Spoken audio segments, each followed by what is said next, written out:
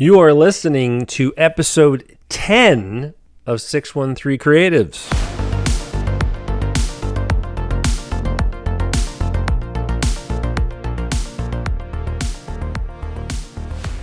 At 613 Creatives, we are getting to know and connecting the filmmaking talent of Eastern Ontario. As always, a big thank you to our audience for tuning in, subscribing, and sharing this podcast with your fellow filmmakers. You can listen on Spotify and watch on YouTube, where you'll discover an infinite array of talent and topics. We aim to showcase the astounding richness of creativity that exists in the region. Check out our other episodes and let us know what you'd like to hear or if you have a story to tell. Now, we have a very special guest with us today. And for many of our followers, he needs no introduction. If you're involved in film in any capacity in the Ottawa region, there's a good chance you've at least heard his name. He's an extremely prolific and supportive member of the filmmaking community. Being the father of Kino Ottawa, a local film festival, he has provided a place where creatives can come together and showcase their talents on a regular basis. He is also the man behind Monster Pool, the annual horror fest, where we can all take in the thrilling and chilling side of our homegrown cinematic artists. It's with great pleasure I welcome to the show Vincent Valentino, the one and only. Hey Vincent, how's it going? Hey, I'm still alive. You're still alive? Amazing. Do you prefer Vince or Vincent? It doesn't matter. You can say, hey, you with the face, and I'll respond. Hey, you with the face. Fantastic. You're so easygoing, man. Viewers wouldn't know this. I first ran into you or became known of your existence at Love Notes, that little festival at... I thought that was the speed dating thing where you sat across me at the table, and I was like, hell to the no. Shh, man. Oh, no. Just keep that on the down low. I know. I see I'm going to have to do a lot of editing here. Just use it all. It's all fun. It's all fun. It's all, yeah. Yeah, absolutely. I'm really glad that you agreed to do this. I've been, if you've seen some of the other episodes. I have. You've been mentioned a few times. There have been a few collaborators and people that have worked with you before. Wonderful people being interviewed. Yeah, I love it. And you've probably heard me mention this a few times on the podcast that, you know, there's so much talent in Eastern Ontario. Like I lived in the GTA for a while, and you know, obviously, you know, everybody there. It's the GTA, it's Toronto, it's dog eat dog, and everybody and their dog wants to be a filmmaker. Mm-hmm. But you know, in Toronto, everybody says, you know, Toronto and Vancouver are where you go if you want to be a filmmaker in this country. But I don't see why the Ottawa region can't be added to that list, because from, you know, all the things that I've worked on so far, I mean, there's so much talent here. It's astounding. So having said that, let's get to know Vincent. So, like, have you always had a passion for filmmaking? Like, how did you first get involved? I got into photography a long time ago, and I was running photography groups and communities through Flickr. Flickr was an old thing 20 years ago through Yahoo, and we used to get together once a month, and we'd go to one location, take pictures, then go to a pub and just socialize. And near the end of that, we would get like 50 people coming out. It was just an incredible thing when photography was in its infancy, like was accessible to people. It was a novelty, and everyone became a photographer and had their own little business. It was very empowering. But then the novelty faded and people moved on to something different, like all things do. And I just wanted more. I just wanted more, like an amalgamation of arts, more creative expression, more liberties. I wanted to incorporate writing and editing and music and flow and tone and pace. After all, video is a moving picture. So I just thought it was, you know, a natural evolution, a progression, something to satisfy my creative ego. It called out to me. It was more fun. Yeah. I still take a lot of pictures, though. I love photography. Yeah. Fantastic. Did you take photography in school? No, absolutely not. No. I didn't even graduate from high school. Oh. Although I was in high school for 7 years. I was like Van Wilder. I had the greatest time in my life. I didn't want to leave. But I never graduated. No, I never took anything. You just empower yourself by learning. When you have the drive to learn something and realize that, you know, baby steps. You don't have to absorb and learn everything at one time. That's how we get overwhelmed. Like the word a day, one word a day, or something like that. Yeah. And we learn. We don't unlearn. So there's comfort in knowing that we learn gradually, and just take your time. There's no rush. I would wholeheartedly agree with that. Like, for the stuff that I've worked on, nothing has been a better teacher than actually doing it, going out there, making a movie. Absolutely. However you can, just do it and practice and hone your craft. If you're passionate about it, then. And try new things, and don't be afraid to fail, because nothing new would be created if we are afraid to fail. Yeah, It exactly. doesn't mean you'll always succeed, or be satisfied with your work, but just be weird. Yeah, yeah. Take risks. Normal is overrated. Don't follow what people tell you. Just No, there's no such thing as perfection. I mean, we all no. learn from our mistakes and our trips and tumbles and just by doing. That's right. So yeah, And and that's in the imperfections, there's beauty, because we capture like the absolutely. humanity, the relationship between viewer and author. There's more to be said there than just trying to get the perfect shot and obsessing. I mean, it becomes a you thing at Hmm. that point. So, let it Yeah, go, man. yeah. Let it go. Let it It go. doesn't. Let it go. Let go. Right there. Hold on, right there as well. There you go. Oh, nicely done, Yeah, yeah, sir. yeah. I have something, well, kind of similar, I suppose. I don't know if you can read that. It says, "Own your story and tell your story." Oh, very nice. Yes. Don't apologize for your art. Don't apologize for it. You have No. the right to tell the story your Absolutely. way, your story, even though it's been told before. Yeah. Well, everyone's unique, and everyone has a unique story to tell. Like that Monty Python skit. Because you're old, you know this. Yeah. The Who month. here is an individual, Oh, which one Repeat was after that? me. Repeat after me. We are all individuals. We are all. And one guy says, I'm not. I'm not. Which one was that from again? I forget. Maybe Faulty Towers. I forget. It was a Faulty long time ago. Towers. Okay. Yeah. Yeah. I know Holy Grail probably off by heart. Mhm. We've done some TV shows. It was really good. Yeah, yeah, yeah. You make your own films, right? Tell the listeners out there a bit about the stuff that you make. Well, I mean, there's different reasons why we want to get into film. Everyone has some sort of, you know, uh, ambition or something, and then be honest about it, and find out what you want from it. Me, what I wanted from it is to remain a hobby, to really, Mm, I love collaboration, but for me, it's not a creative ego thing. It's not an ego thing. I like doing everything. I like, dipping my toe in every single thing. But the collaboration comes with the actors. I like mm, having these incredible emotional moments mm. and being vulnerable and Yeah. being substantial and having these beautiful performances and connecting with the material, and they lend themselves to it. It's like we're having a conversation. We're not even acting, we're reacting.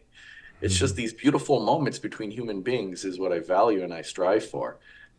But the technical stuff, I just like doing everything. I mean, it's a me Yeah. thing. Like if I don't need anyone there, why, I just do small little short films and small features and things like that. So Right.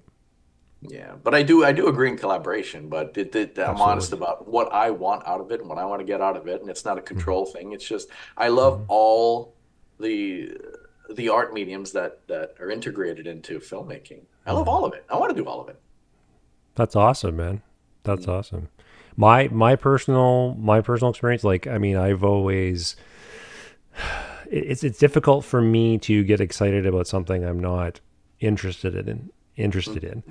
And I spent a long time in a career that I wasn't passionate about. There was always that fire in my belly Oh saying, "You yeah, need to yeah, be a yeah. filmmaker. You need to be a filmmaker." You need to be a filmmaker. And it's so true. Like typically I'm an introvert, and I'm just a wallflower. And but like when I get on set and I'm directing, particularly something I've written, Mhm. I just my whole personality changes. It's almost like it's like this is where I was meant to It's your be. home. Yeah, you're It's my comfortable. home. I feel so at home. It's like I was where I was meant to be, and it feels so It's your right. happy And place. I couldn't ignore that fire in the belly anymore. And I would advise anybody listening: don't ignore that fire in your belly. Yeah, don't ignore it. I mean, life is It's too short. There's so many things that it's your journey, and at one point you Hmm. gotta just stop and say, listen, I'm not doing what I've always wanted to do. Hmm. What is stopping me? Other people's Yeah. voices, my own, like, what is it? Just let it go. Hmm. That's all it is. Whatever you're dealing with, is let it go. Yeah. And if you're unhappy, it helps us just start drinking at 10 in the morning. Like it's got to be 8 a.m. somewhere in the world. Just forgive me. I'm getting over a cold here. So. All right. Fruitcake wants to say hi. Oh, hi there, fruitcake. How's it Wants to going? say hi. Give me a kiss. Fruitcake. Look, Annie, there's Annie. people. Look, Ah, she's a look at me, star. Fruitcake. She's a movie star. Hi, fruitcake. Oh, she's cute. I got a tabby as well. Mm. His name's Marty. He's here. Morty. Marty, he's here somewhere. Hint that yeah, I'm a Back to the Future aficionado. So Oh, yeah, Morty from Back to the Future. Yeah. Marty from Back to the Future. Yeah, Marty. I think it said Marty. Morty. Marty. Yeah, No, no, yeah. no, Marty. Yeah, Marty McFly. Marty McFly. That's right. And my previous cat before him was Emmett, as in Dr. Emmett Emmett Brown. Brown. Yeah. Oh, So oh. Great trilogy. Oh, yeah. fantastic, Yeah, fantastic. even the third one. Oh, no, I don't care what people say. Third one is great as well. Third one, yeah, it's got It's a heart. different, it's a different extension. They went Mhm. completely left field with it. It's beautiful. It's yeah, they kind of went with the romantic angle, hard on the romantic angle, and to me, in my opinion, it's the one with the best music. Alan Hmm. Silvestri is a fantastic composer. He did the music for all of them, and yeah, it's just the score that he put together for the third one is just is absolutely amazing. It's a timeless trilogy. Absolutely, absolutely. If anyone knows me knows I'm a huge, massive Back to the Future fan. I've met members of the cast. I've been to some of the Oh, filming locations in Los Angeles. I've read books. I used to belong to the fan club at one time. Like, yeah, huge Back to the Future this is nerd. capturing a magic, a nostalgia in the moment itself, a cult, Absolutely, a movie. absolutely. There's something beautiful about the performances, and I'm glad they Hmm. was it Eric Stoltz that they saw half the footage and they're like, we Yeah, just can't, yeah, we're gonna have to it's, recast this. yeah.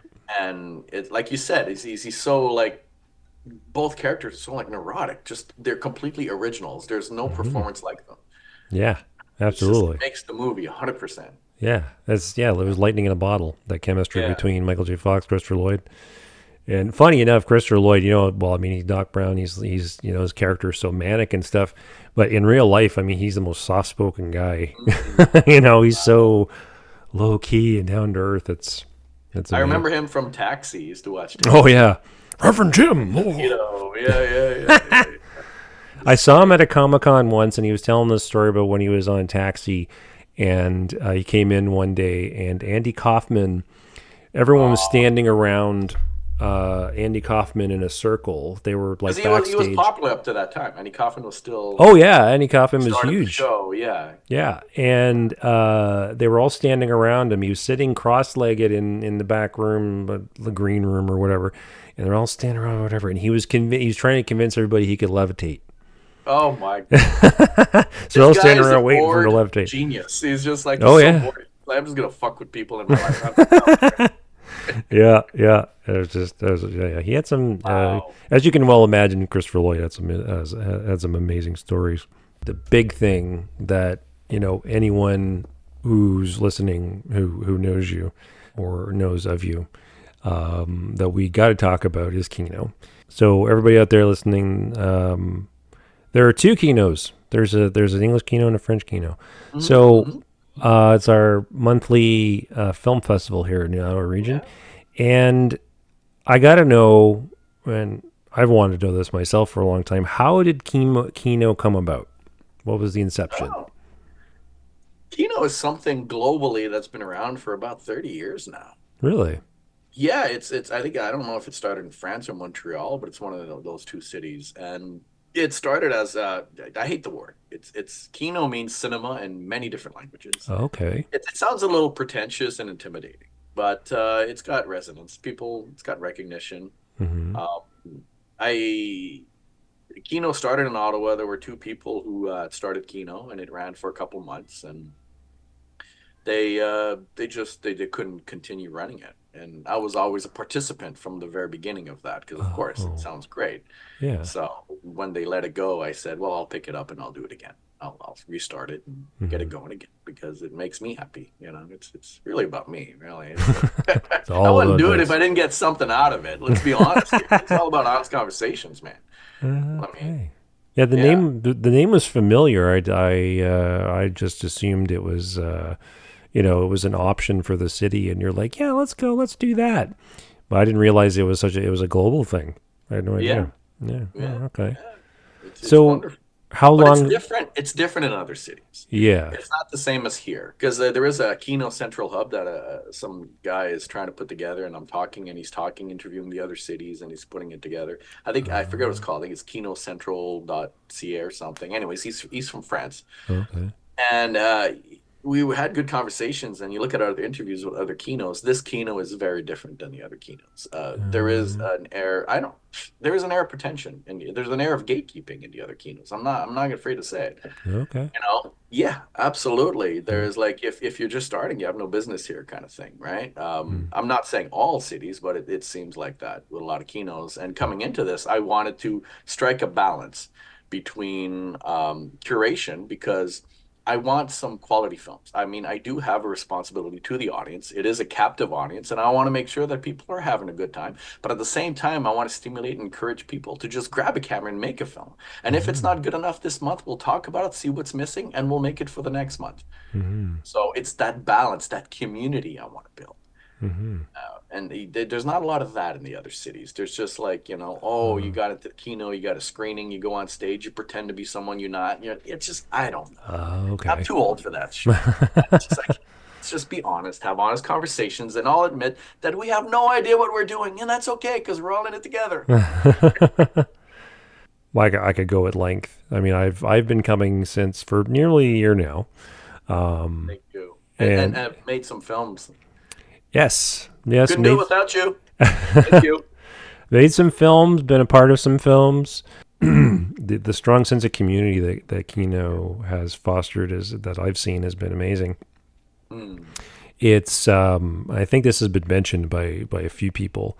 You step away from that air of pretension and make it more Accessible. Yeah. yeah, more collaborative, more more real, more down to earth, rather than just making it so official and all that sort of thing, and fostering in people's Yeah, creativity. we don't want it to be a deterrent or intimidating to other people. Yeah, yeah, Everyone has the exactly. right to have a creative expression and to Hmm. have a platform. For a lot of folks, it's like therapy, making their short films and purging some demons, or Yeah. expressing things in ways they can't in any other way than to put it on a screen. We, And we we shed pieces of ourselves, and have you seen at Kino? We have mhm, serious conversations about serious topics, and absolutely. Kino is a series of conversations. We start the conversation, Hmm. and people do get emotional. Yeah, They're very vulnerable, but this is the safe space to do it. yeah, Beautiful. yeah. Well, I'll share a little personal tidbit of mine. Last few years of my life have easily been the most challenging. I've lost family, lost both my mom and dad. I've lost friends, Oh, mental health issues, physical issues, required surgeries that didn't go as planned, that made things worse, all kinds of personal issues, financial issues, which led me to my own very own rock bottom. At that time, I came to the Ottawa region to kind of to start over. I had family out here. Then I found Kino, and Kino pulled me out of that. It actually saved me from that rock bottom. It gave me an outlet, and it sparked my creativity and motivation for what I was really passionate about. So yeah, I just wanted to throw that out there. I love you, man. Never leave us, man.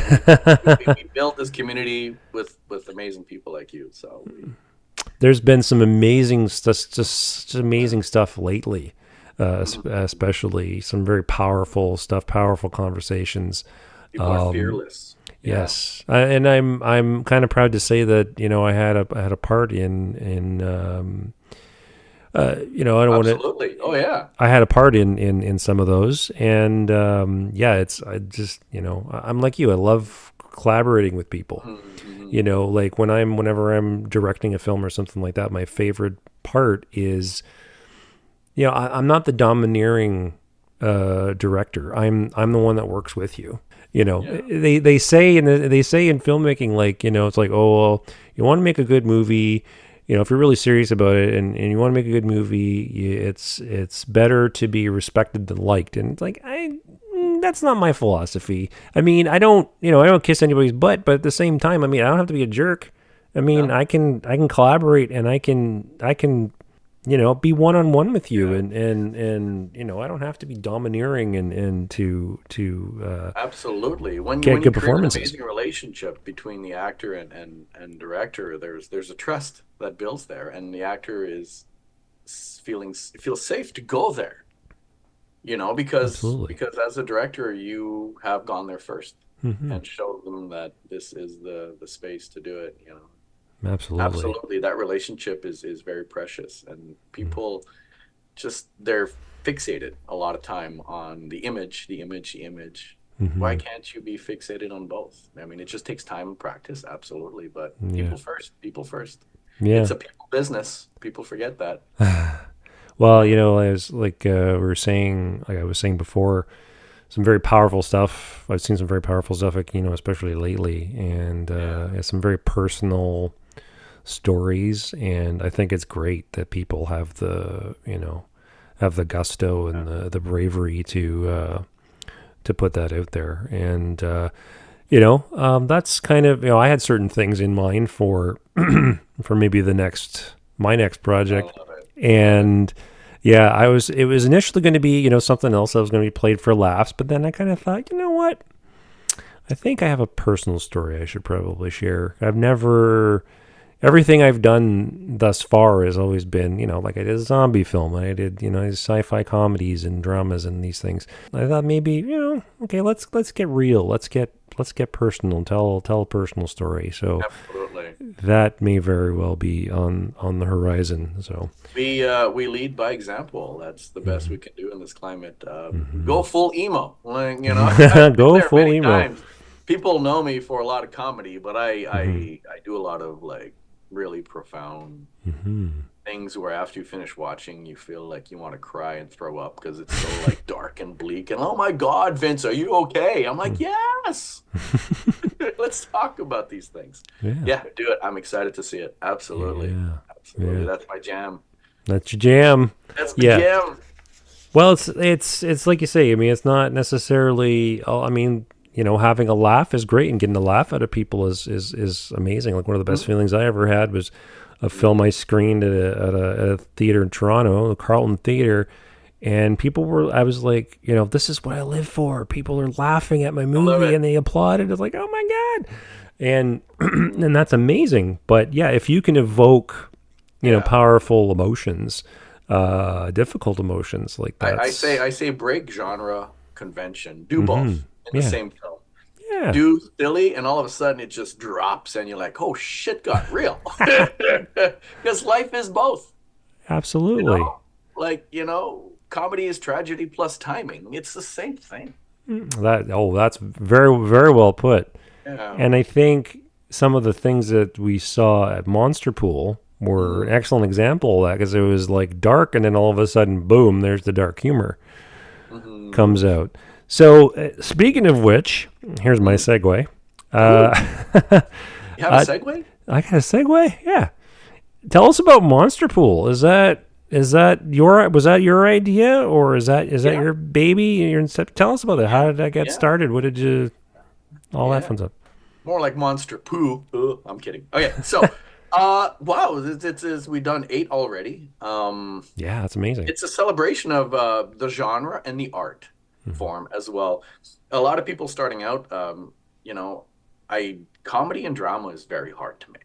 So I Mm-hmm. encourage people to like just take a stab at take a stab at horror. Horror is very forgiving as a genre. You know, Mm-hmm. it could be campy, it works. It could be, you know, stretched too long, over like drawn, and it could be all sorts of things. It works. It's a very forgiving medium to work with, Mm-hmm. and then you learn, and you know you can have fun with it. So Monster Pool is a Absolutely. celebration of the filmmaking process of horror as well as the genre of horror. Mhm. And I've had people come up to me and it is curated because I want everyone to have a great experience. Right. And people have come up to me and they say, "Oh, there was a lot of films that it wasn't horror." And I'm like, "Well, let me stop you there because it's according to people who just want American mainstream horror." I'm just like that, yeah, but there's all sorts of different types of horror. Hmm. There's European horror, there's speculative horror. I love speculative, like Lynchian and stuff like that. Just things that are Oh, unsettling, okay. but you don't know why it's unsettling. And it leaves you with the feeling. And at the end of the day, Yeah. horror should be leaving you with something throughout and afterwards. And Yeah. you're like, ooh, what is this? That is still horror. Speculative horror is horror. Hmm. So Like, the, people who speak with an air of authority and they put something in a box and it's like that's not horror. Well, stop that. That's your journey. You have to get over that. hmm. Because there are different subgenres of horror, and that's what Yeah. we try to celebrate. Everybody has a different, and everyone has a Yeah. different opinion. Everyone has a different perspective, as Like they I'm not say. gonna screen Mary Poppins. I mean, there's a limit. Yeah. It's kind of creepy, but Yeah. yeah. Exactly. But yeah, as they say, opinions are like assholes. Everybody's got one. Everyone's got one. Everybody's got one. I'm like, great. Can you just get back in line and Yeah. what have you done lately? Just yeah, stop speaking with an air of authority. I'm not a fan of that. So how did it get started for you? Like, how did it, what was the inception of Monster Pool? Uh, I said, let's get films together and screen at the Mayfair and celebrate us. Let's feel like Yeah. movie stars for one night. And we've done a lot of that. We've had a lot of screenings at the Mayfair. We used to do a comedy festival in February called Shits and Giggles Nice. to celebrate Love it. that. It just, people get excited about horror Yeah. because it's not about the film anymore. It's about the feeling we had when we were a child, the nostalgia about being scared that we can't recapture anymore. Hmm. There's so much to horror that taps into our memories and our childhood. It's Hmm. it's it's beyond genre. There's Oh, something magic about it. Yeah. absolutely. I had a conversation. I don't know if you saw the one podcast with Sean McElroy, and Mm, we were talking about how the '80s was, kind of known as the sort of the epitome of horror. yeah. That's where you get all the staples. You get the Jasons and the Freddys and the Chuckies Yeah. and all that. And And yeah, Poltergeist, Poltergeist. one of my Yes, favorite movies. Rewatch that. It is a serious yes, drama, and absolutely. it's terrifying, yeah, but it's also very substantial as a movie. There's a lot of things being explored there. It's Hmm. beautiful. The second one in particular, like, it is very difficult for me to watch that. Well, Oh, spoiler for some people. I think you know yeah. what scene I'm talking about. The puke monster. Oh, when Comes he out of. drinks the tequila and there's the Yeah, and worm. there's a worm in it, and then she tells he's getting all possessed or whatever, and the wife tells him he loves him, and then it forces the monster out Oh of him. He man. barfs it up, Oh, and there's this horror. This is amazing makeup effects, but it's just oh Craig T. Nelson. He's like, "Whoa," whatever, and then goes under the yeah. bed and mutates, and it comes out, and it's this skeletal I purple love it. mush. And they actually it had no legs. They actually hired a amputee to play this Oh, creature that was oh. running, I'll crawling across. watch it. Yeah. It is Yeah. so visceral, and Yeah. it's hard for me to watch. It's just Yeah. like it's one of those scenes that is like, oh my god, like, Yeah.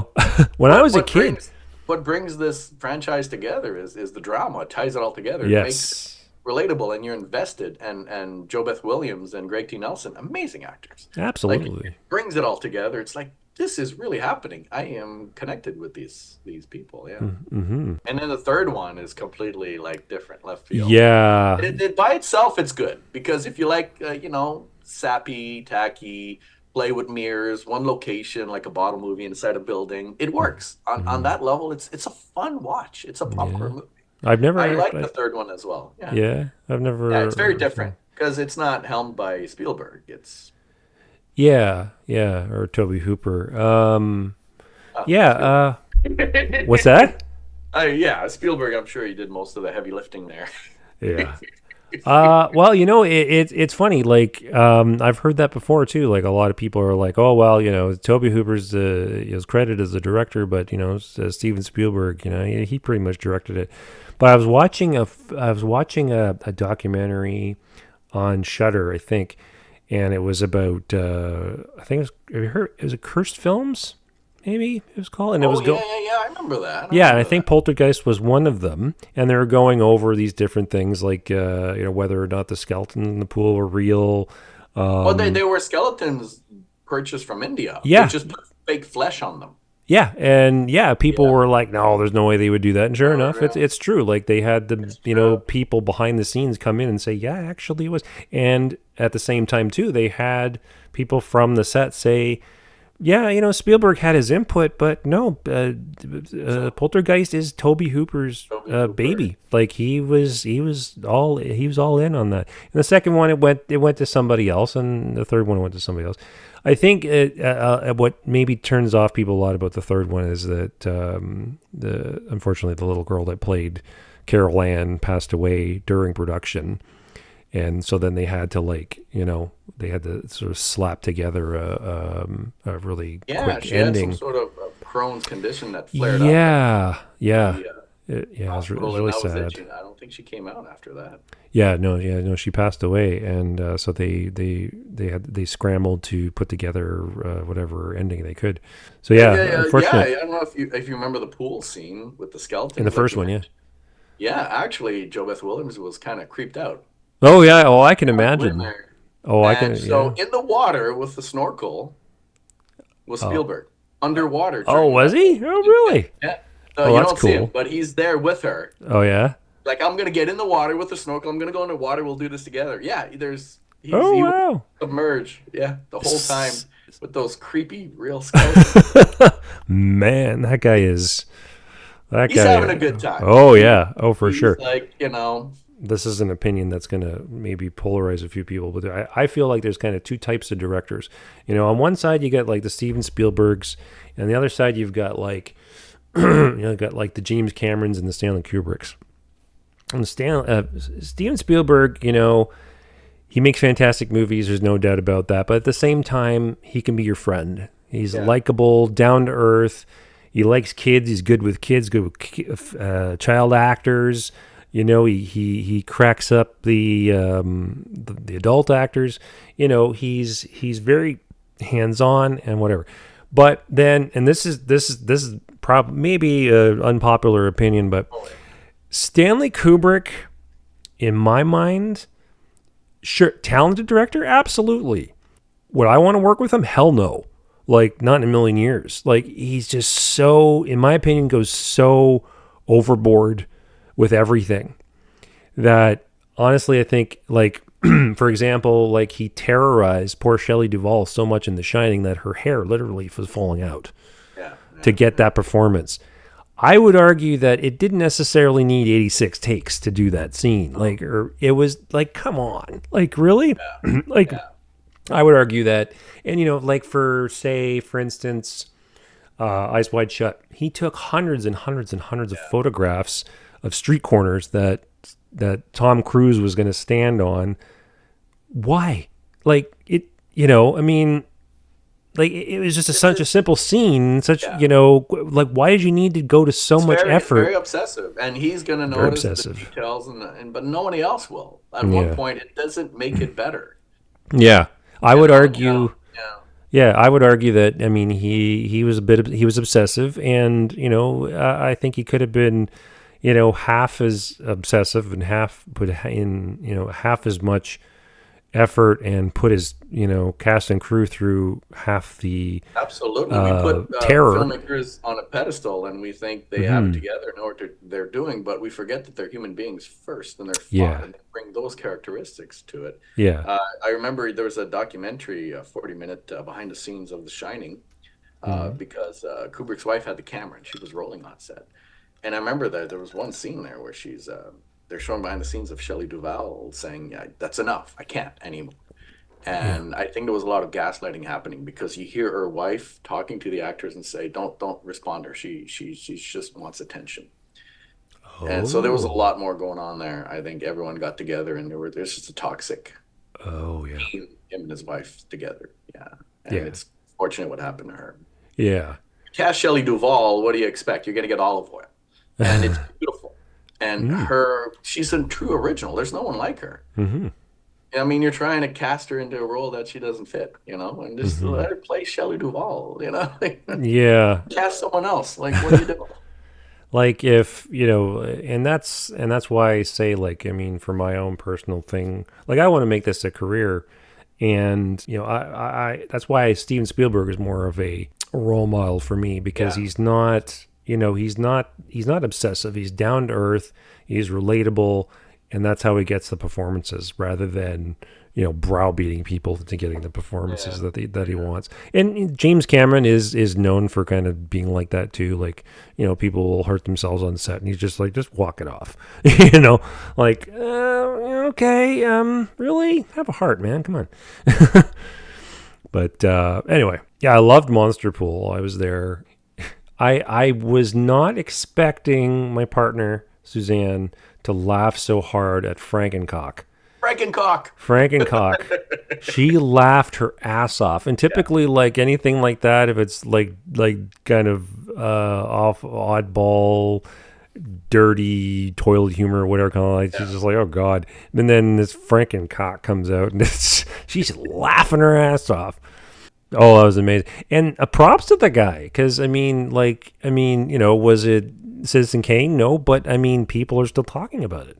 Yeah. He got noticed. At the And end of the day, you make this polished, manifesto of your life work, and yeah, do it's something not relatable. crazy, People aren't and talking about it. yeah, do something crazy and shocking, and people are going to talk about it. So you said Monster Pool, you've been doing it for 8 years. Did you do it through COVID? No. No, you stopped during COVID. So it's been around longer than that, then longer than 8 years. Absolutely, absolutely. I think what happened during COVID, it's for 2 years, people couldn't really go out and do Yeah, stuff. So in yeah. the Ottawa Filmmakers Group, we had a weekly film challenge, and it got a lot of Oh, traction. People really were invested. So what we do is oh, we'd have a theme cool. Yeah. every week. This was every week because people's mental health was so important. Like, keep creating, Hmm. they don't stop, Oh, that's and people make fantastic. films by themselves in their homes based on the theme, and then we'd have like 10 or a dozen films, and Mm. everyone would see them, and then we'd have a poll. Not, I hate competition, but it would just made it more engaging, more like a reward factor. So we had like a Right. poll, and everyone in the group would vote on their favorite films, and the number one would get to choose the next theme. Oh, that's so cool. So it went on for 2 years, and it was Oh, really popular. People remember that fondly. It's like right on. that So we couldn't is. get together. We couldn't, like, do what we Hmm. normally do. But hey, we still had the festivals and made the films. Yeah, that's fantastic. That's such a fantastic idea Every for week. Yeah. every week. Yeah, that's such Every a. week, yeah. That's. I mean, I can. Because I can time only. goes slow when you're isolated. So it's Yeah. important to Oh, do and I this. can imagine how much of a benefit it was for everybody's mental Yeah. health at that time. Yeah. Like, oh my God. Oh man, Oh, yeah. I'm sorry I It missed was. that. I I wasn't living here at know. the time. So yeah, and I didn't hear of any kind of thing like that when I was living in Burlington or Sudbury. Although, I mean, I was involved in the Well, a lot of people are doing things that are self-serving. mhm. Like, just Yeah. Yeah. you gotta love what you do. You gotta want to do it. Otherwise you're not. It's not sustainable. So. Absolutely. Tell people a bit about the French Kino. I personally don't know really much about it. Is it a lot like like the French the Gatineau Kino? Is it a lot like Yeah. the Ottawa one? Absolutely. So this is going to be our fifth or sixth Kino. We do it every single Oh, month at okay. an amazing space called Dépanneur Sylvestre, and that's just across the bridge in Gatineau. It's an amazing community space, not for profit, run by volunteers. It's a space that encourages all sorts of like programs and activities and community, and it's so proud to have it there. They don't charge us for the space, and they're excited to do this every month. Oh, So wow. there's no fee to attend French Kino Oh, because it's okay. never about the money. It's like if I don't have to pay out of pocket, then I don't charge people. If it's free, then it's free for everyone. Oh, fantastic. Yeah, it's great. There's a wonderful French community. Being a Yeah. French Canadian myself, I'm like, Yeah. just it's amazing. I want to stimulate this. There is some difficulty. It's every month. It's hard trying to encourage and get people to make French films. There's a lot of French filmmakers, but they're making English content that is more Hmm. consumable and palatable to the audience. Hmm. So it's trying to create that excitement and that drive to make the French films. We Hmm. do have films every month to be screened. Hmm. So out of 10 films, there's always maybe one or two that are locally made that month. Oh, okay. But we'll keep doing it no matter what. Yeah. Yeah, so that's the problem. We're trying to build this community and encourage people. They go on stage, they talk about their film. It's the same format. Mm-hmm. Yeah, Oh, it's the right same on. format. That's awesome. Incidentally, Bell is also trying to encourage and build a French film community. So next month, Uh, but this month, November oh. 20th, Oh, okay. they were going to come and have a presentation and talk about how they're looking for French content for their TV1 Bell 5. Oh, So there's going cool. to be producers there open to pitches. So if you want to make some French content, they give you money, they support you, they have access to gear as well. Oh, yeah. Oh, So wow. yeah, on the 20th, Awesome. it's gonna be a big one. So hopefully we can encourage people to come out and do that. Absolutely. But I Yeah. just want to quickly say that I'm very grateful for my partner in crime, Nathalie Rainville. She helps me with the French Kino because, Mhm. oh, are you breaking up? Are you still there? Am I breaking up? No, I am still here. Oh, You man. good? She helps me with it because, I'm a little insecure about my French. So she is just as charismatic as I am when she gets on stage and she talks to people. There's a lot of genuine affection and love there. And that is the Yeah. most principle of Yeah. it. It's beautiful. It encourages and it makes people feel comfortable. So being Hmm. who she is, she needs to be, Yeah. spearheading French Kino. Well, we do it together, but I don't need the spotlight. So it's like Natalie. Fantastic. Yeah, it's always it's great to have a supportive partner. Yeah. Suzanne's actually my partner. Suzanne, she's I don't know if you know, she was in the credits for Judgment Day, the last short film Yeah. that I did. She it was actually her idea to do the twist ending.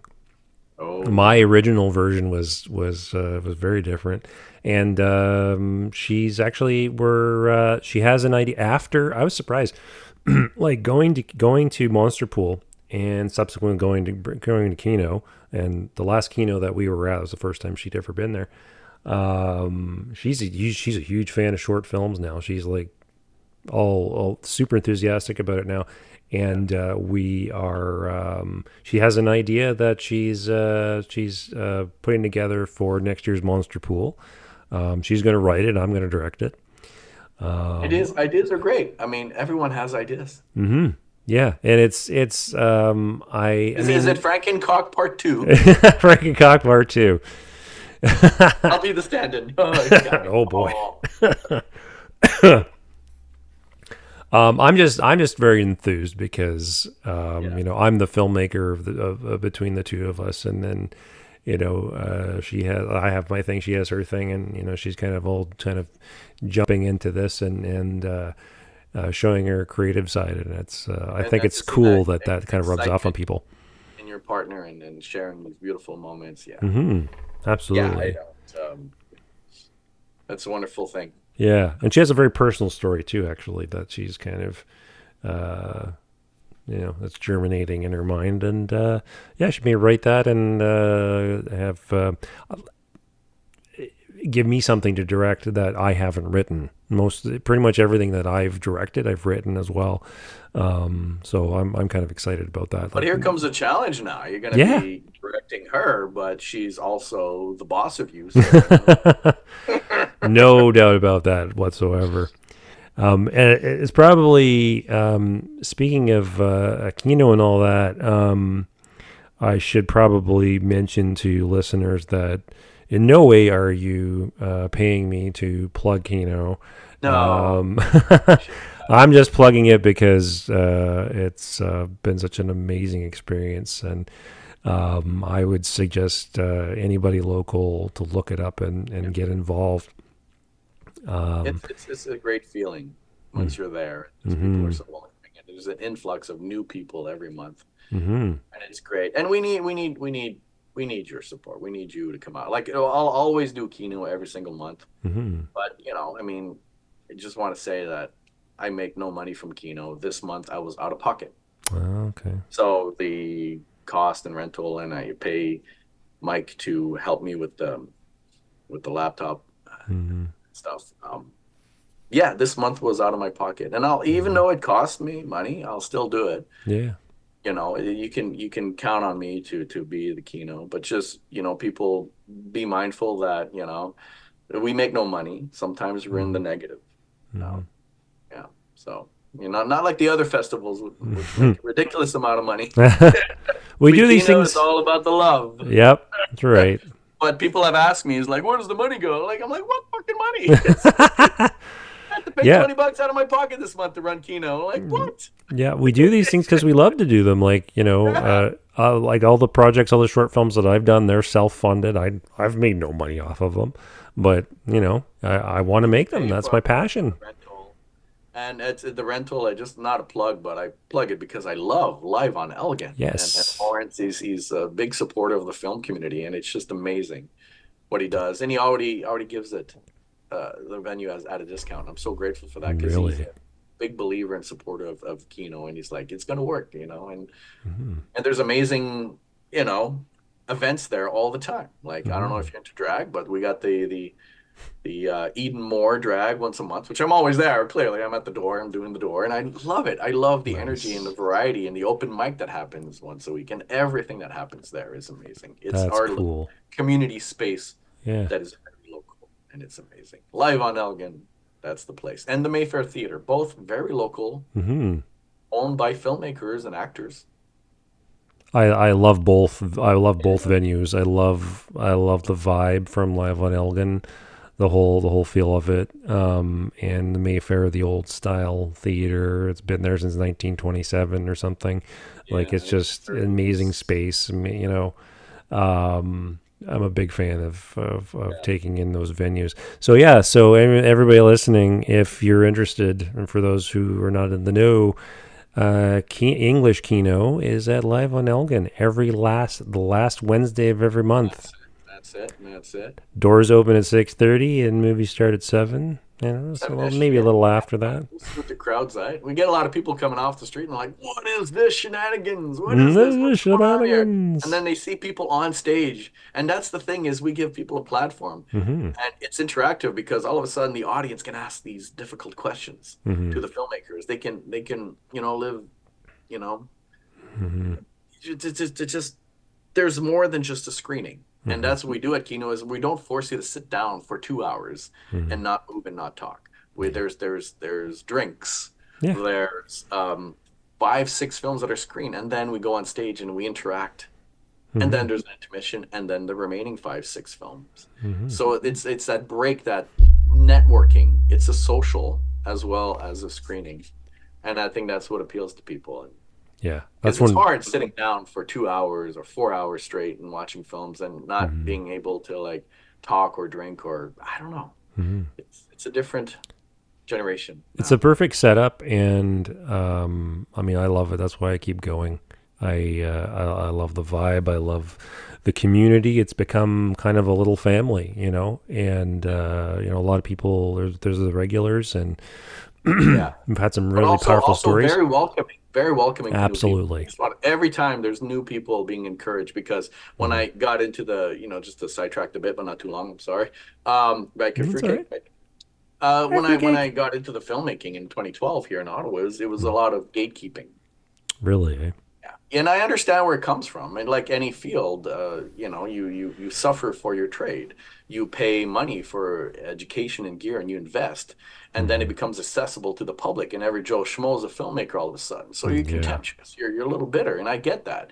Hmm. But there was a lot of that. It's like you have no business being a filmmaker, and there was the festivals were like that. The A lot of communities were like that, and I just started the little Facebook group is Ottawa filmmakers, and I'm just invite the Hmm. people I know. And Hmm. after a while, you gain the love of a population, and Hmm. that is more powerful and rewarding than anything else. Yeah. There's no gatekeeping on creativity. Everybody's free to create and share their vision, and however they may make that possible. And yeah, I mean, I'm inspired. I'm inspired almost every time I go, Yeah, and seeing the various I'm excited to see your next film. Oh yes. Oh well, Yeah, yeah. that's I got a couple of. I mean, God, I got ideas. It.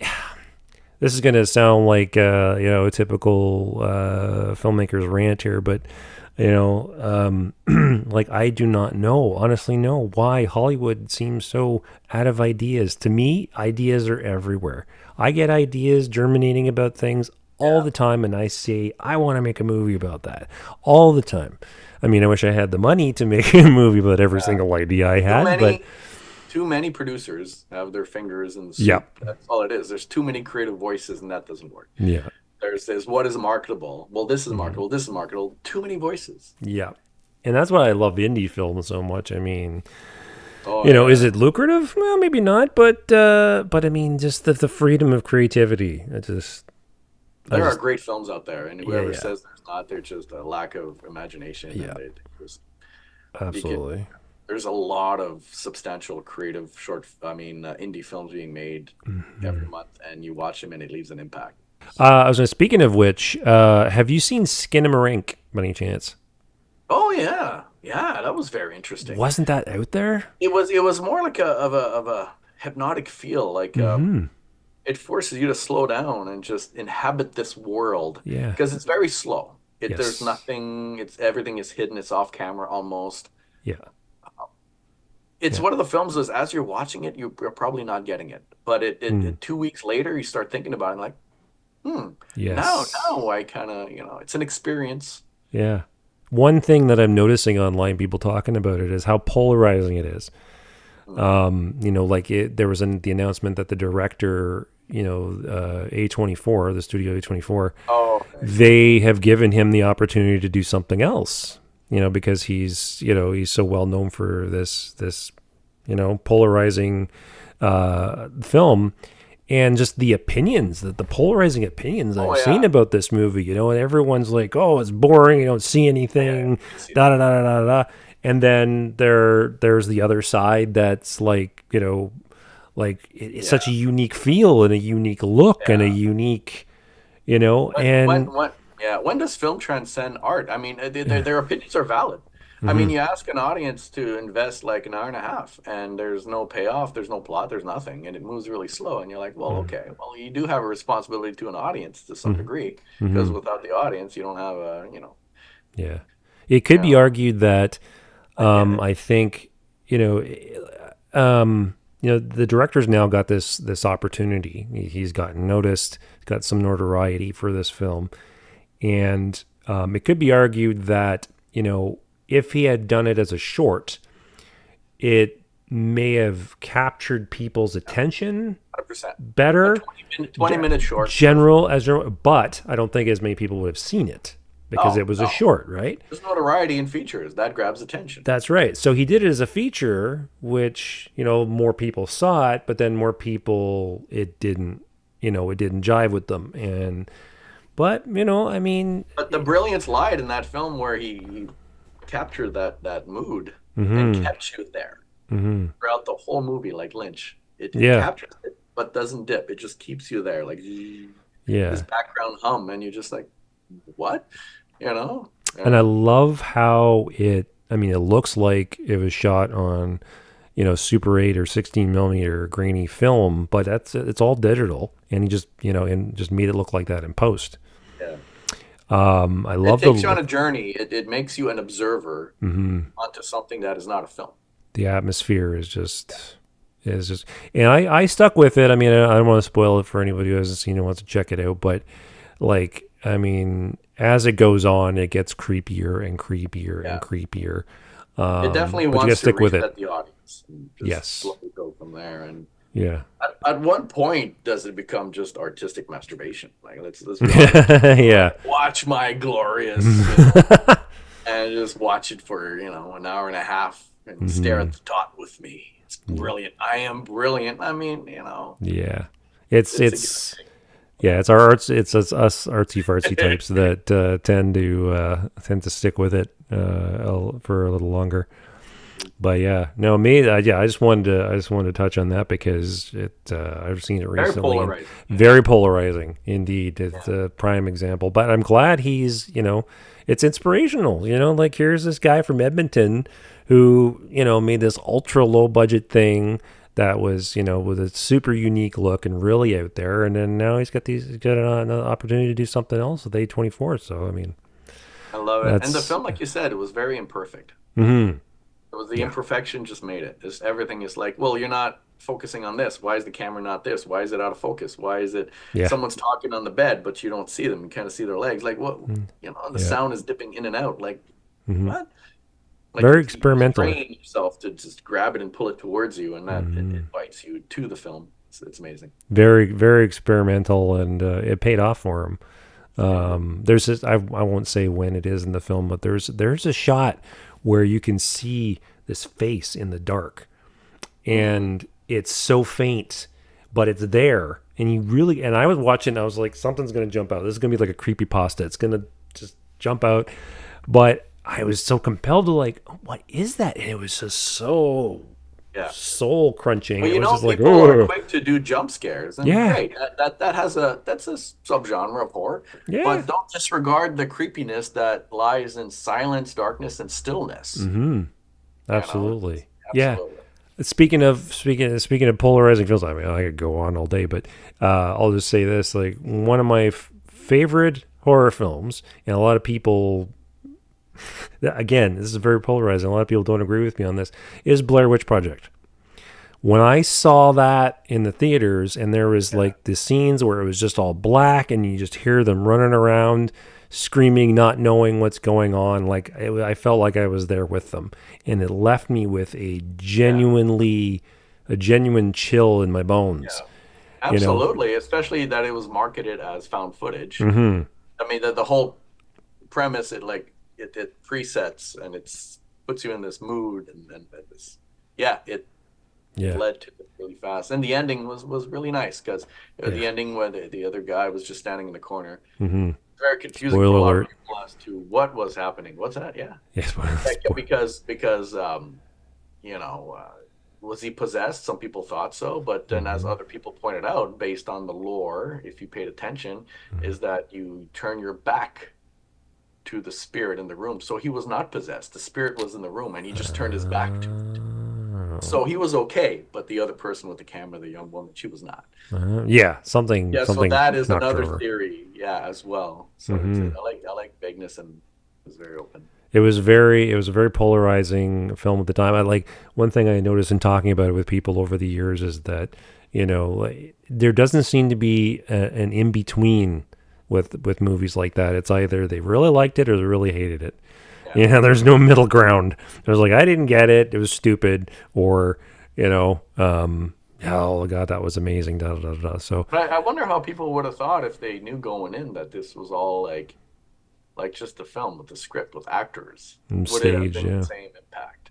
hmm yeah. You know, It's funny. believing that it's really happening is a big selling point. Yeah, and I mean, they kind of pushed it into reality too, because they had like Heather Donahue and the other guys like stay out of the limelight and stay out of the press Like and stuff like Cannibal that. Holocaust. Yeah, Really, exactly, really, exactly. Perfect example. yeah. Yeah, that's a whole other that's a Yeah, whole other discussion yeah. of Poor controversial marketing. movies. Yeah. Another thing I kind of wanted to touch on. We had talked about briefly. We talked about French Kino. Well, on one of the other podcasts, I had Jose Morissette Oh yes. on, and she talked about how you guys worked together on a short French film, I assume, because Jose was in it. Oh no, it Um, was English. Yeah, oh, it was English. yeah, yeah. Okay. Okay. Well, tell us about this short film. What was it Oh, about? it was a while ago. We went to this. I don't think it was her home, but it was someone else's home that offered their home for us, and it was. We went there with this film is an examination on senior isolation. Right. And she's there anxious, awaiting her daughter and her family or granddaughter and stuff, and because that she's very alone and isolated. And they come in and they just completely disregard her. They just talk about themselves and get what they need and get some food and get out of there. And Mm-hmm. it starts with this stillness. And then they show up and they're not even looking at her. And, and then they leave Mm-hmm. and then stillness again as we pull away to show the isolation. Oh, So, I mean, wow. we it's, I don't know, we seniors, I mean, it's easy to get isolated. And Mm-hmm. sometimes it's self, because I hate the world. I don't want to go find communities. Everyone sucks. I get that. You're jaded, right? But Mm-hmm. it's hard to form like social networks when you get older, you Yeah. know? Oh, it is And, because yeah, yeah. it's not like And, school. It's like that's why people become friends with their coworkers. and When you get a yeah, certain age, right? Because you see them every day. absolutely. People in high school, children, like I work at a youth center as a youth worker, and I Mm-hmm. tell the kids sometimes that, listen, you have access to this massive social network right now, and Mm-hmm. you can't envision what's going to happen after. But what happens after is you realize you are alone. You don't have access to this anymore, and you have to go out and look for your communities. Mm-hmm. But they don't understand that because they live in the now, and everything's going to stay like this forever, sort of thing. But Mm-hmm. once you leave high school, like you said, all of a sudden you're like, shit, Yeah. I'm alone. Like I got to do this by myself now, and you're like, damn. Mm-hmm. Yeah. But an interesting little tidbit is when we were there filming the film with Jose, is that we came up with another idea, and we did like a short film at our lunch break, Oh, no and way. it was really well received actually, and it Oh, was yeah. amazing actors, and it was all happened within the frame, the door frame of where the entrance is, and Okay. we're showing the 2 year span of a relationship, a marriage, and a birth, and Mm. just this coming in and out at different Oh, times. cool. And it turned out really well. I was really proud of that one. There was a lot of raw, real emotions happening there. It was well done. Yeah. So a film within a film almost. Yeah. A film within a film. It was great. Sounds like Inception. Life is real. Don't Like, fake it. it's very true. And We I told, stumble, we miss. Yeah. yeah, I And told Sus what's that? Go on. I was just gonna say, I told you that. I said, just I slapped together an intro. I'm not making this thing, and some talking points. I'm not making this quite so formal. I think with Vincent, I think just to be good to be more organic and less Yeah. planned. Life is organic. That's how That's you it. relate to people, and that's in some of the performances. I write a script, and we want the actors to adhere to the lines, and this ties back to what we're talking about. Hmm. And sometimes it doesn't fit their cadence and their mannerisms and their speech patterns, and we Hmm. still try to force it, and that's the failure of the director. At Yeah. that point, you got to let it go. Your words has to become their words. And what I love about performances, especially dramatic performances, is the stumble. Is if you're trying to get out a word and your brain is going somewhere and you're stumbling on something. Hmm. That is the moment. That is what you need to capture and keep. Yeah. So I Yeah. like to say that it's all organic. Yeah. Hmm. Yeah. I, If I, I filmed the way yeah. Yeah, yeah. If you can pull that organic performance out of your actor and Just create the stage, make it mhm. safe for the actors, make it intimate, and just let them do their thing. Yeah, Because they yeah, want to do it. They want to go there. absolutely. Absolutely. Yeah, that's been my experience as well in indie film. Yeah, you set that stage and you let it come to them organically. Obviously, you got to follow a certain path, but yeah, if you the type of performance, if it can come to them, if you can get what you need organically, that's the Yeah. best. Especially if especially since they're not Hollywood actors Yeah, necessarily, absolutely. right? So, Everyone has it within them hmm because we react absolutely. naturally to things. When we cry, we're not acting, we're crying. So it's to Hmm. create that, like, listen, let's not go full method, but let's just have a real conversation. And Hmm. every director is different, but I like to act it out first, just to, everyone interprets differently the Right, words in the script. So I like to have a visual representation. So every time before I direct a scene, I kind of act it out the way I see right. it and the way they feel it could Hmm. be done. That's And cool. it's funny. They're always like, sometimes it's really emo. I'm like, before I film, I'm like, okay. But it makes them feel comfortable because I Mm, believe, you know, it goes both ways to yeah. understand the craft and everything we're doing. Sometimes an actor needs to be behind the camera, and sometimes someone behind the camera needs to do a bit of acting to understand. Oh, that's an excellent Like way to put it. especially someone who films, writes, and films themselves. It's Hmm. great to at least a couple times in their lives to understand the editing because you film for the edit. Yep. Understand how it's going to piece together. It changes everything. And because Mm-hmm. of that, you never film something you're not going to use. Yeah. And you're not going to waste the actor's time Mm-hmm. because the emotional and acting energy is finite, Mm-hmm. you know? Yep. So don't waste people's time, you know? And sometimes for every actor is different. Sometimes they hit gold on the second take. Sometimes it takes the fifth take. Yeah. Sometimes the fifth take is too much. Mm-hmm. You're creating a Yeah. hostile environment for them. They're not going to want to bring it. Yeah. You don't want to be It's the always Stanley different. Kubrick who's Communicate with the done, actor, yeah. yeah, who's done 127 takes. Um, Sometimes I don't, I pretend the camera is not even on, and we rehearse cool. it, and the best performance comes out when they know there's Yes. no action happening. That's cool. And I'm sneaky like that. They know. Like, get Vince. Oh yeah, when in indie filmmaking, I mean, there's so many tricks of the trade, right? That Yeah. to put your indie actors at ease. Um, and yeah, speaking of editing, as Steven Spielberg once said, that great films are made in the editing room. Mm. You know, that's when like you've made this. The way I look at it is, you know, here's the clay that you've put together, Yeah. and now it's time to mold it. Now it's time to chip away what you don't want, You and could retell a story in the editing. Editing is an art form, and people don't give it the credit it deserves. yeah, the number what like I have a passion for directing, obviously, but the number two is editing. I Yeah. just and people Yeah, don't get get that. some wine going and get a nice workflow and Hmm. enjoy it. Because if you're not enjoying it, you're doing something wrong. Yeah, You and got to I change your workflow.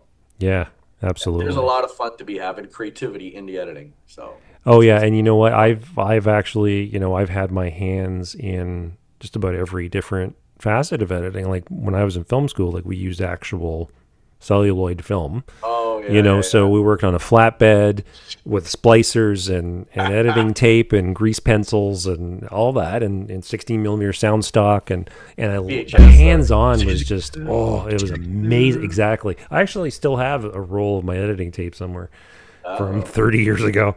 well, Um, wow, that's amazing. yeah, Yeah, but yeah. are you gonna think of going back and trying like a one or two short like Oh, I've thought about it. Yeah, I mean there is a collective in Ottawa. Suzanne put me onto it. I think they're called. that? IFCO? Yes, thank you. Yes, IFCO.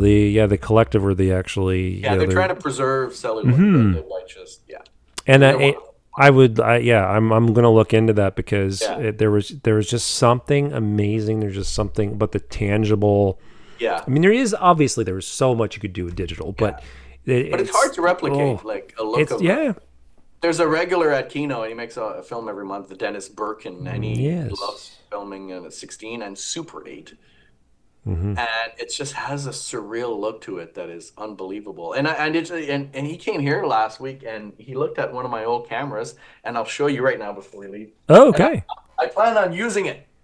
Oh Hold yeah. on, hold on, look at it, look at it. So I used to work at Henry's, Oh and they yeah. found this in the basement, and they didn't know what to do with it, what it was, and they just gave it to me. Oh my god. It's not even a Super 8; it's an 8. It's an So you eight. like Oh, it spaghetti works. film. It works. It So works. it's got three lenses and it's got everything works in it, and it's like it works by like a little. Bzzz. Oh So wow. yeah, I'm gonna use it. I'm gonna get some film. I'm not gonna develop the film because it's a pain in the butt. I have no idea what I'm doing, but you can send it to the lab, and it takes a month. Yeah, yeah, yeah. So he does a lot of that. Dennis Birkin, if you want to Hmm. see his stuff, he is the master. But filming Super 8, like it's a totally different beast. I mean, Hmm. you don't see the focus. He doesn't even look at the focus. He just does the measuring tape, Oh yeah. the light meter. Wow. I'm like, Yep. come on, dude. Yep. Oh yeah. He's old school. Yeah. People look him up. Deniz Birkin, Deniz. Perkin. There you go. And Yeah. he's the first one to say there is perfection and imperfection. Perfection and imperfection. Yeah, That's I like that. I yeah. dig that. So he's done stuff on I knew he did stuff on Super 8. He did stuff on 16 millimeter as well. Yeah, Yeah. 16. He's very familiar Yeah. with 16 and Super 8. Okay. Absolutely. And he does digital as well. Yeah, So, yeah. Of course, yeah. That's all we worked with in film school was 16. We had to do black and white film, then a color film, and then color with sound. I went from like the Super VHS jog shuttle suites with the the title makers and that kind of thing to 16 wow. millimeter film to digital DV and editing in Pinnacle Studio to now, to all other types of suites, Corel, Video Studio, different things like that, all the way to digital. So I mean, but all along, no matter what, and obviously, I mean, there's digital is, I mean, you can do so much with it, but regardless, every facet of editing, I've loved it. The tangible, the not so tangible.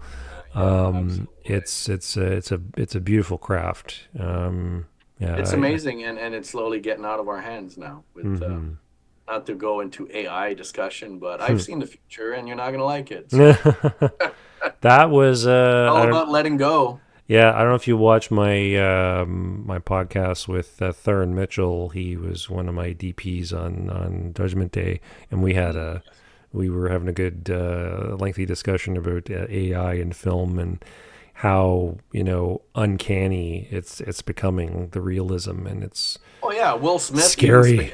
has become the benchmark of AI video. Yeah, Will Smith. It's a thing. It's a thing. Like and Yeah. we in a year we've come such a long way in consumer AI.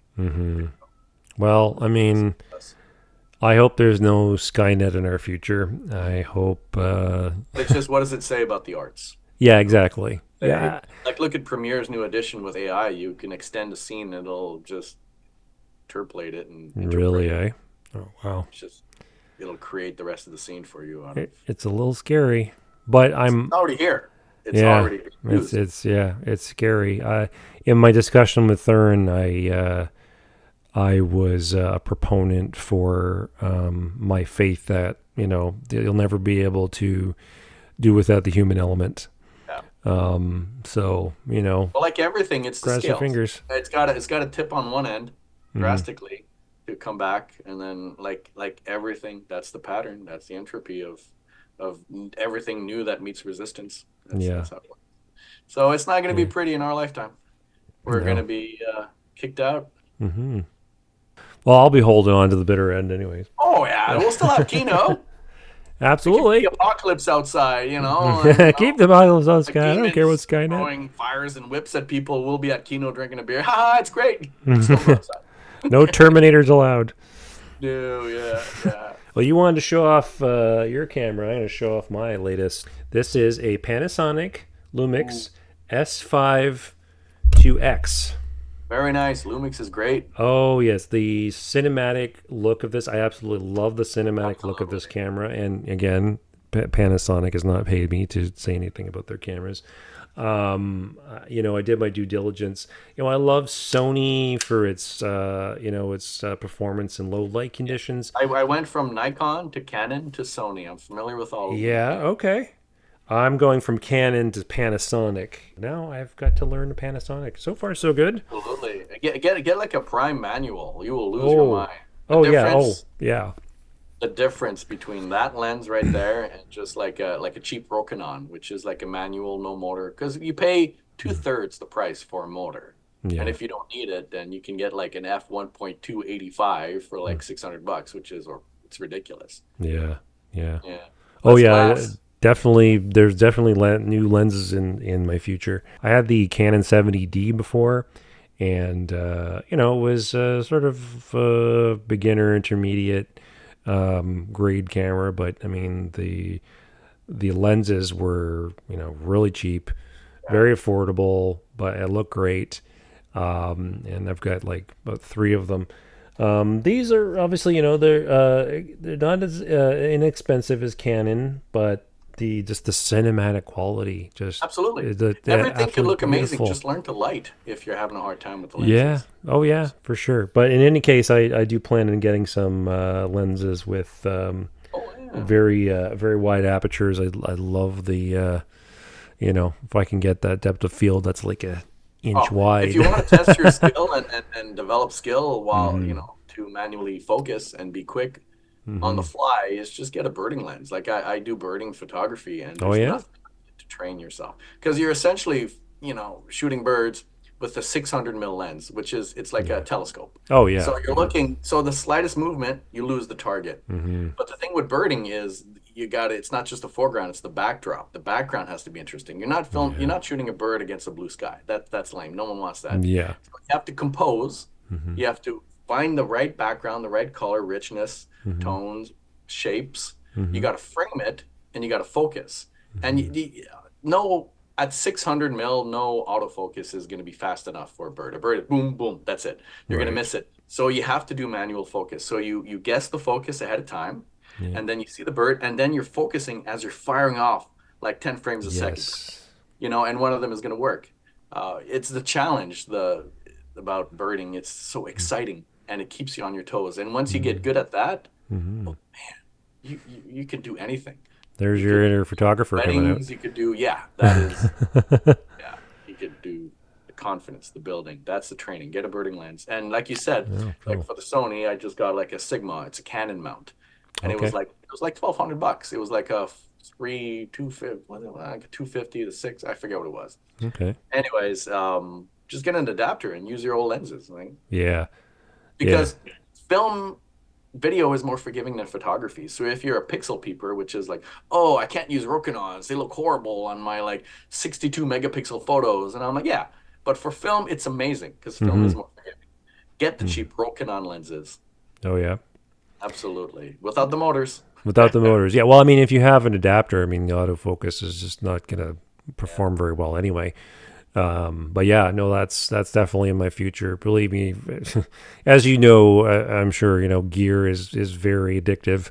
Mhm. Once you get to know what these things can do and you know what you can learn from them and Also, a the good test tasks. yourself. Make a film from like a shitty iPhone or shitty Yeah, phone, because then you learn to light and compose and see what works and what doesn't. Like build that absolutely. craft first before you use like really good gear that does it for you. Yeah, yeah. Oh, absolutely. There was I can't remember the film offhand, but I read something about something that's coming out in theaters, and it might just be sort of an indie run or sort of a a minimal theater run.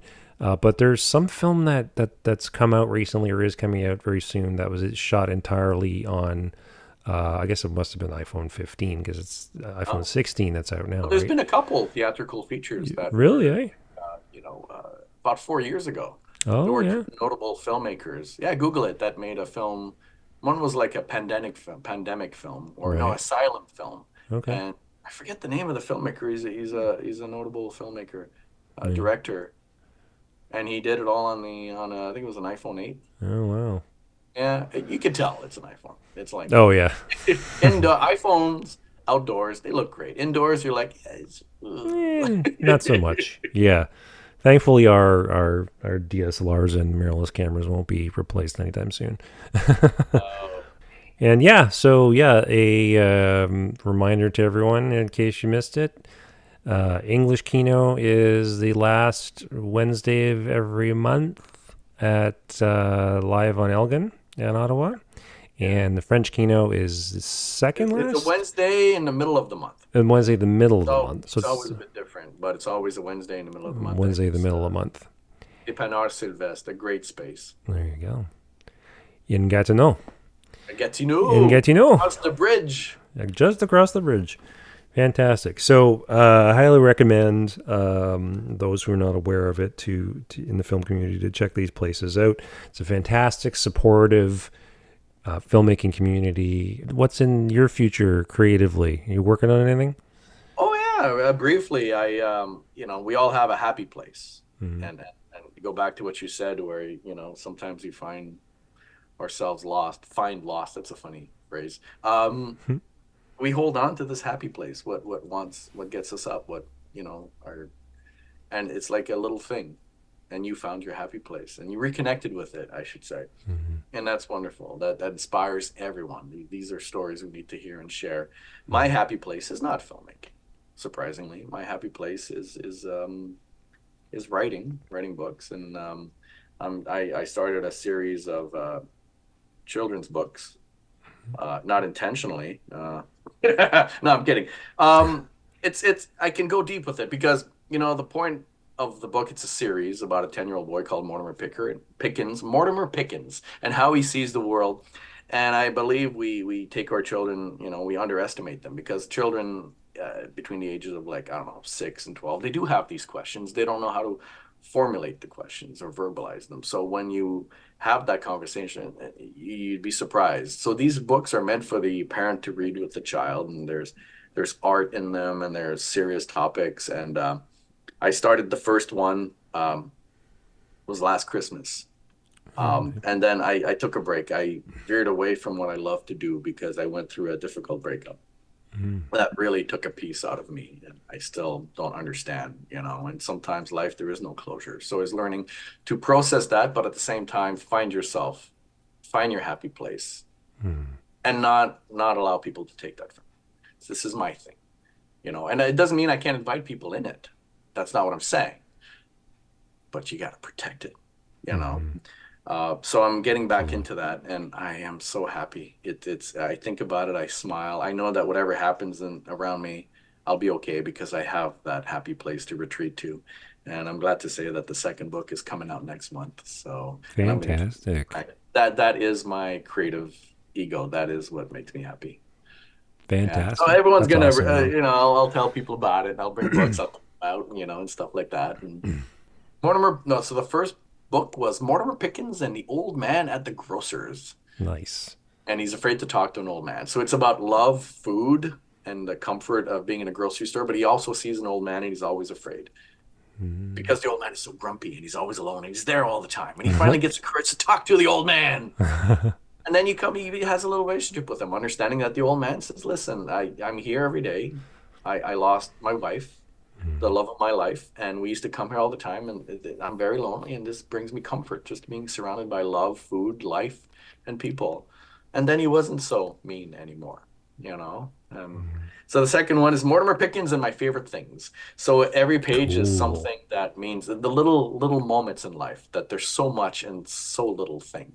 If you just stop and pause and absorb, and bare feet on grass, and you feel the grass between your toes, these little things that bring you so much joy, like how you can smell the ocean before you see it. And it goes into depth about not just these things, but how he reacts and what they mean to him. So every piece of it, you understand more about Mortimer Pickens.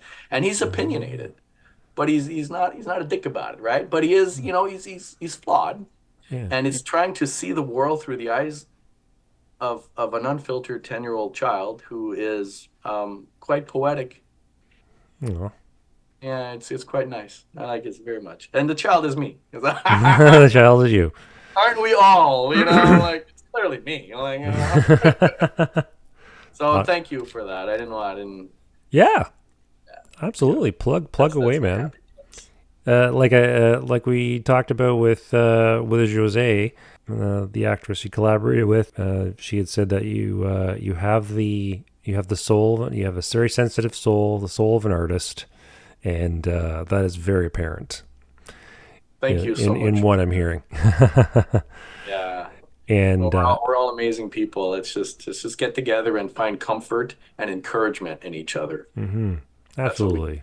Good. Hey, come out, Jose. Come out to Kino. Yes. We miss you. What's going on? Yeah, I've asked her to check it out. She will at some point. Is Dad going to be there? I don't want to go there if he's going to be there. I've asked her to check it out. But yeah, no, she's doing well. She's got her acting gigs and things going on, so she's in her happy place. And just to reiterate, I also very much appreciate you bringing and keeping Kino going, and it's never going to stop as long as I'm alive.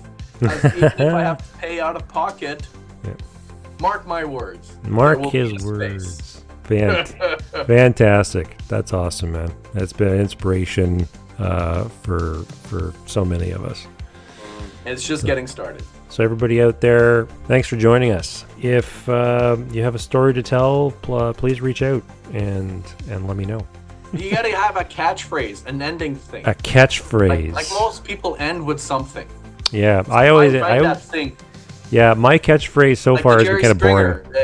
The Jerry Springer used to say, "Take care of yourselves and each other." Oh God, like have that thing. Yeah, so far my catchphrase has been kind of boring. It's just been, "See you next time."